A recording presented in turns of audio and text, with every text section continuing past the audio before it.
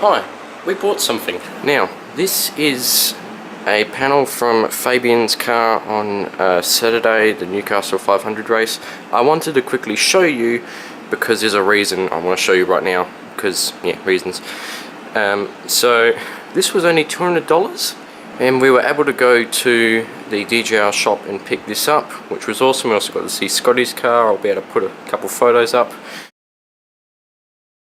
There's a few things you'll notice. There's some scuff marks, the bit of flaking. It's been damaged fairly a bit because this was in Fabian's crash when he hit the wall in turn 1 on Saturday, and you can line up all the little marks and scuffs and the bang because the front got pushed in and it pushed this in.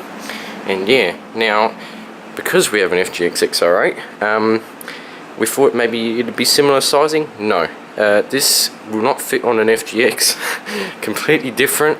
The wheel arches are much wider, but this actually comes off an FGX, so you can actually unclip this. You probably wouldn't be able to see it back there, but you can unclip the edge of this part and take it out.